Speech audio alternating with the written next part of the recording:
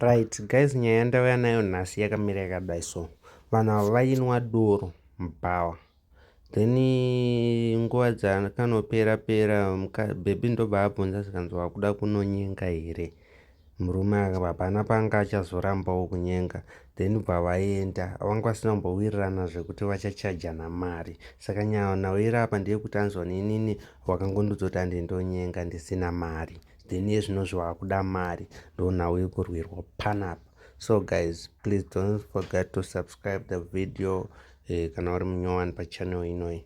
Please enjoy the video guys. Kunze uku kuri kuvhurwa hombe amo.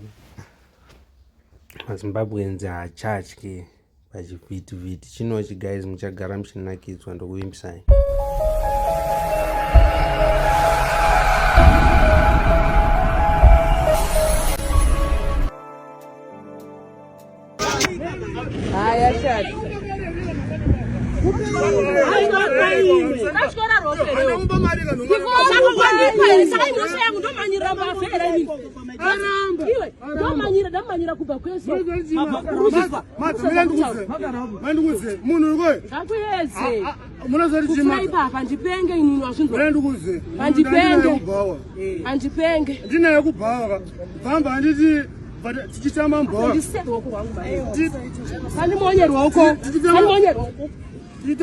Titama mboga zvikanzira iye wada kusvira vanati enda kusvira zvikanzira madzemba taenda madzemba akena akunudzwa tanzi ndikuda mari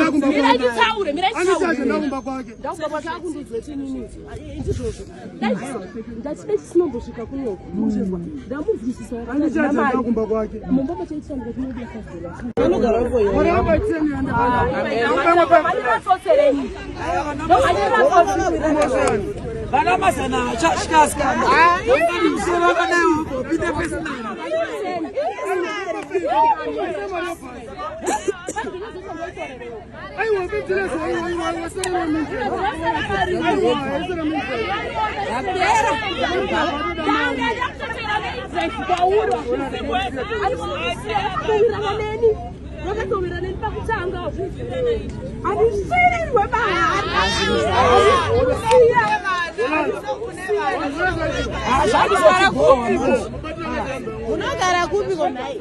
Vanogara kudedzera emapurisa. Chero kwasvika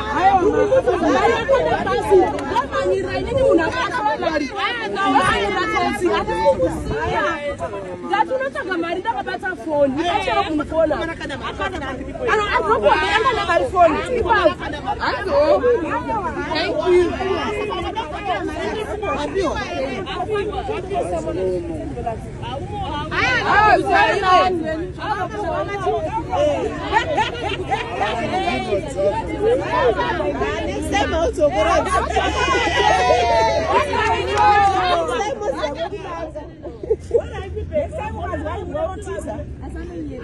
Ende kana kusachika kwacho musora